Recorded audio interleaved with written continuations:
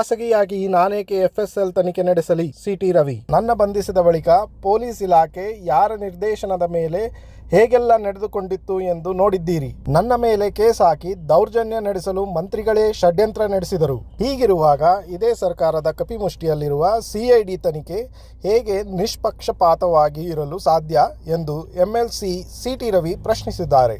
ನನ್ನ ಮೇಲೆ ಆರೋಪ ಮಾಡಿರೋರು ಮಂತ್ರಿ. FSL ರಿಪೋರ್ಟ್ ಬರೋಕ್ಕಿಂತ ಮುಂಚೆನೆ ನನ್ನನ್ನು ಅರೆಸ್ಟ್ ಮಾಡಿಸಿದ್ರು ಇಲ್ವೋ? FSL ರಿಪೋರ್ಟ್ ಬಂದ್ಮೇಲೆ ನನ್ನ ಅರೆಸ್ಟ್ ಮಾಡಿದ್ರ? ನನ್ನ ಅರೆಸ್ಟ್ ಮಾಡೋದಕ್ಕೆ ಕಾಣದ ಕೈಗಳು ಕೆಲಸ ಮಾಡ್ತವಲ್ಲ, ಅದೇ ಕಾಣದ ಕೈಗಳು ನಾಳೆ FSL ರಿಪೋರ್ಟ್ಗೂ ಕೆಲಸ ಮಾಡ್ಬೋದು, CID ತನಿಖೆ ಮೇಲೂ ಕೆಲಸ ಮಾಡ್ತವನ್ನೇ ತುಂಡರಿಸಿ ಅಧಿಕಾರ ಹಿಡ್ಕೊಂಡವ್ರಿ ಇವರು. ಕಾಶ್ಮೀರವನ್ನೇ ತುಂಡರಿಸುವ ಕೆಲಸ ಮಾಡಿದ್ದಾರೆ ಅಂತ ಹೇಳಿದ್ರೆ ಇವ್ರ ಮನಸ್ಥಿತಿ ಅರ್ಥ ಆಗುತ್ತೆ.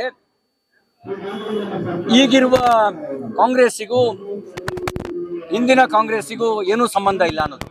ಮತ್ತೊಂದು ಪ್ರಶ್ನೆ ಕೇಳಕ್ ಬಯಸ್ತೇನೆ.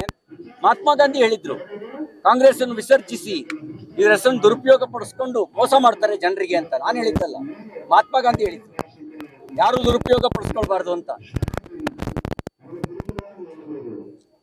ಗಾಂಧಿ ಸ್ಮರಣೆ ಮಾಡ್ಕೊಳ್ಬೇಕಾದ್ರೆ ಗಾಂಧಿ ಹೇಳಿದ ಮಾತನ್ನು ಪಾಲಿಸ್ಬೇಕಲ್ವಾ?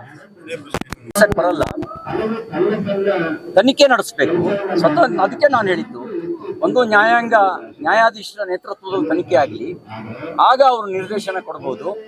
ಇಲ್ಲ CBI ತನಿಖೆ ಆಗಬೇಕು, ಆಗ ಸ್ವತಂತ್ರ ತನಿಖೆ ಆಗುತ್ತೆ. ಸರ್ಕಾರದ ಮಂತ್ರಿಗಳ ಪ್ರಭಾವನೆ ನನ್ನ ಮೇಲೆ ದೌರ್ಜನ್ಯ ಮಾಡೋಕೆ ಇರ್ಬೇಕಾದ್ರೆ, ನನ್ನ ಮೇಲೆ ಕೇಸ್ ಹಾಕ್ಸಕ್ಕೆ ಇರ್ಬೇಕಾದ್ರೆ ತನಿಖೆ ಹೇಗೆ ನಿಷ್ಪಕ್ಷಪಾತ ಆಗುತ್ತೆ ಅಂತ ಭಾವಿಸ್ತೀರಿ? ಸತ್ಯಕ್ಕೂ ಪ್ರಾಮಾಣಿಕತೆಗೂ ಕಾಂಗ್ರೆಸ್ಗೂ ಸಂಬಂಧ ಇಲ್ಲ. ಅಮಿತ್ ಶಾ ಹೇಳಿದ್ದು ಕಾಂಗ್ರೆಸ್ ಅಂಬೇಡ್ಕರ್ಗೆ ಹೇಗೆ ಮೋಸ ಅನ್ಯಾಯ ಮಾಡಿದ್ರು ಅನ್ನೋದರ ಬಗ್ಗೆ. ಇಂದು ಸಂವಿಧಾನ ಅಂಬೇಡ್ಕರ್ ಜಪ ಮಾಡುತ್ತಿರುವ ಕಾಂಗ್ರೆಸ್ ಅಂದು ಚುನಾವಣೆಯಲ್ಲಿ ಅಂಬೇಡ್ಕರನ್ನು ಹೇಗೆ ಮೋಸದಿಂದ ಸೋಲಿಸಿದರು ಅನ್ನುವುದರ ಬಗ್ಗೆ. ಆದರೆ ಕಾಂಗ್ರೆಸ್ ತಮ್ಮ ಬಂಡವಾಳ ಬಯಲು ಮಾಡಿದ ಅಮಿತ್ ಶಾ ಅವರ ಹೇಳಿಕೆಯನ್ನೇ ತಿರುಚಿ ಅಂಬೇಡ್ಕರ್ಗೆ ಅಮಿತ್ ಶಾ ಅವಮಾನ ಮಾಡಿದ್ದಾರೆ ಎಂದರು. ನೋಡಿ, ಅಂಬೇಡ್ಕರ್ ಅವರ ಬಗ್ಗೆ ಅಮಿತ್ ಶಾ ಅವರು ಹೇಳಿದ್ದು ಕಾಂಗ್ರೆಸ್ ಮಾಡಿದ ವಂಚನೆ ಮತ್ತು ಅನ್ಯಾಯದ ಬಗ್ಗೆ, ಕಾಂಗ್ರೆಸ್ ಅಂಬೇಡ್ಕರ್ ಅವರನ್ನು ಸೋಲಿಸಿದ ಬಗ್ಗೆ. ಆದ್ರೆ ಹೇಗೆ ತಿರುಚಿ ಅಂಬೇಡ್ಕರ್ ಅವರಿಗೆ ಅಪಮಾನ ಮಾಡಿದ್ದು ಕಾಂಗ್ರೆಸ್. ಅಂಬೇಡ್ಕರ್ ಅವರಿಗೆ ಸೋಲಿಸಿದ್ದು 2 ಬಾರಿ ಚುನಾವಣೆಯಲ್ಲಿ ಸೋಲಿಸಿದ್ದು ಕಾಂಗ್ರೆಸ್. ಸತ್ತಾಗ 6 ಅಡಿ ಜಾಗ ಕೊಡದೇ ಇದ್ದದ್ದು ಕಾಂಗ್ರೆಸ್.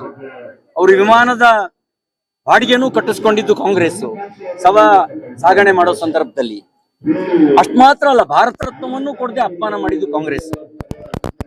ಆದ್ರೆ ಈಗ ಸತ್ಯದ ತಲೆ ಮೇಲೆ ಹೊಡೆದ ರೀತಿಯಲ್ಲಿ ಅವ್ರ ವರ್ತನೆಗಳಿವೆ. ಹಾಗಾಗಿ ಸತ್ಯಕ್ಕೂ ಕಾಂಗ್ರೆಸ್ಸಿಗೂ ಸಂಬಂಧ ಇಲ್ಲ, ಪ್ರಾಮಾಣಿಕತೆಗೂ ಕಾಂಗ್ರೆಸ್ಸಿಗೂ ಸಂಬಂಧ ಇಲ್ಲ. ಇವತ್ತೀಗ 100 ವರ್ಷದ ಸಂದರ್ಭದಲ್ಲಿ ಅಧಿವೇಶನ ನಡೆಸ್ತಾ ಇದ್ದಾರೆ, ಅವಲೋಕನ ಮಾಡ್ಕೋಬೇಕು. ಅವರು ಒಗ್ಗಟ್ಟಿನಲ್ಲಿ ಬಲ ಇದೆ ಅಂದ್ರೆ ಇವರು ಒಡೆದಾಳದ್ರೊಳಗೆ ಅಧಿಕಾರ ಸಿಗುತ್ತೆ ಅಂತ ಆಲೋಚನೆ ಮಾಡೋರು ಇವರು. ಅವ್ರು ಒಗ್ಗಟ್ಟಿನ ಮಂತ್ರವನ್ನ ಜಪಿಸಿದ್ರೆ, ಇವರು ಒಡೆದಾಡಿದ್ರೆ ಅಧಿಕಾರ ಸಿಗುತ್ತೆ ಅಂತ ಯೋಚನೆ ಮಾಡುವಂತ ಬ್ರಿಟಿಷರ ಕುಟಿಲ ನೀತಿಯನ್ನು ಹಿಡ್ಕೊಂಡಿರ್ತಕ್ಕಂಥವ್ರು ಈಗಿರ್ತಕ್ಕಂಥವ್ರು. ಅವಲೋಕನ ಆದ್ರೆ, ಆತ್ಮಾವಲೋಕನ ಆದ್ರೆ ಆಗ ಗಾಂಧಿಯ ಸ್ಮರಣೆ ಮಾಡೋದಕ್ಕೆ ಏನಾದ್ರೂ ಸ್ವಲ್ಪ ಲಾಭ ಆದಿ.